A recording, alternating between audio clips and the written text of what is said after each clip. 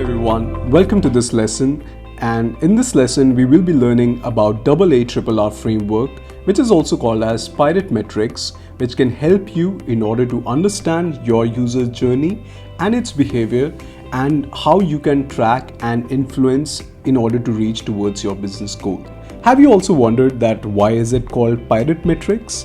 So the answer is it is called Pirate Metrics because it goes like ARR.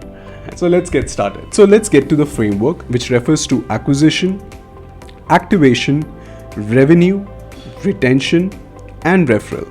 Sometimes there is an extra A, which refers to awareness, which sits on the top of the funnel and making it as AARRR framework. Awareness is a marketing metric and we are more focused on the product part of things, so we'll stick to the generic AARRR framework.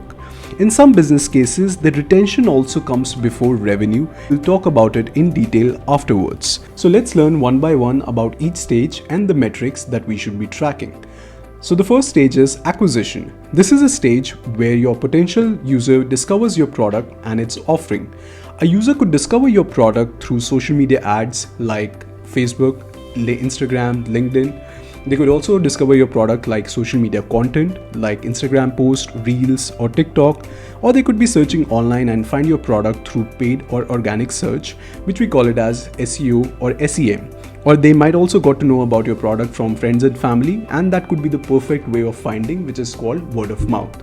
At the acquisition stage, we measure things like signups, product page views, site visits, app installs. If you're offering a free ebook, then ebook downloads. However, these metrics may vary a lot from business to business. Let me share an example about how I recently discovered a product. So recently I started using Dunzo a lot, and it is super interesting that how I discovered the Dunzo. So I discovered Dunzo by a full page newspaper ad in which they had shared a Ludo template with things to do in Delhi, and it has a QR code to download Dunzo. Let's move to the second stage. So activation is the second stage in our AARRR framework. It is a super interesting stage because this is where the product analytics funnels begins. Now the baton is shifted from a marketing team towards the product team. This is a stage where user performs certain action that can categorize someone that they have received the value that your product tends to deliver. I'll say it again, that this is a stage in which user performs certain action that can categorize them as someone who has received the value that the product delivers. Now this action can be different from business to business, and your job as a product manager is to define them. So for example, let's say for Spotify, it can be listening the first song on Spotify. For WhatsApp or Telegram or any other messaging platform, it could be the sending your first text message to one of your contact. For platforms, for quick commerce and food delivery platforms, it could be making your first purchase from them. And even for e-commerce platforms like Amazon and Flipkart, it could be placing your first order. For ride hailing companies, it could be ordering your first cab. Again, like the metrics will depend from business to business cases. However, at the activation stage, we usually measure like signing up for a free trial, sending first text message, placing order, visiting some additional pages, adding money to the wallet for the fintech based companies, etc. etc. I hope that you got the gist about the metrics that we are talking about. A lot of cases you might view activation and revenue as the same, like in e-commerce, quick commerce, and food delivery kind of a play. Let's move to the third stage, which is revenue. This is the most obvious sort of stage in which if a product is designed to be transactionary in nature, it generates revenue, which means that user is willing to pay a sum of money in order to access the value that your product is delivering.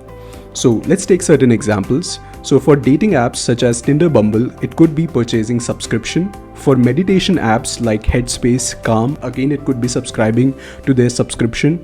For e-commerce, quick commerce, food delivery platforms, it could be successful orders that are placed. At revenue stage, we usually measure like the break-even revenue, the minimum revenue that is coming in, the revenue that exceeds the customer acquisition cost, and in certain cases, lifetime value. Let's move to the fourth stage, which is retention. This is a super crucial stage that usually makes or break a lot of product-based businesses. This is where you will be measuring if your users are coming back to the platform and reaping the value that you provide again and again. As a product manager, you will be defining what you meant by retention in your product case and take the initiative so that you can improve the retention of your users. Some of the examples of how companies have improved retention are: Calm, which is a meditation app, introduced a reminder function to bring back users on the platform. Food delivery and quick commerce platforms offer new coupon codes with discounts to bring users back to their platform. Exciting notifications like Swiggy and Zomato are also part of their retention strategy. Facebook and LinkedIn sending emails about what's happening on the platform is also part of their retention strategy, and many more. At retention stage, we measure number of users returning to your product over a given time frame, number of users who are responding to your notifications, number of users who are opening your company's emails, etc. Let's move to the fifth and last stage, which is referral. Getting new users in a product-led way is the motive of this stage. Some of the examples of how companies have applied referral programs successfully are: Cred offers free money or chance to win even iPhones and Mac if you refer your friend.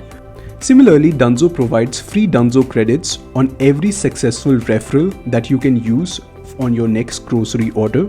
Social media platforms like LinkedIn, WhatsApp, Facebook, etc. ask you to invite your contacts who are not on your platform. At referral stage, we usually measure the number of new users added by the existing users, the new revenue that is generated from the referred users. As a future product manager, you should define your metrics at each stage of this funnel. You should measure where you are right now in terms of your funnel, and you should take initiatives to improve these metrics in order to improve your customer experience and lead to the business growth. Here's a fun activity for you. Think about your favorite product and go through their user journey and divide that journey based on these pirate metrics and come up with the metrics that you feel that company would be measuring. And tell us and everyone in this batch about what are the metrics that your favorite product might be tracking from the lens of a product manager. See you in the next video.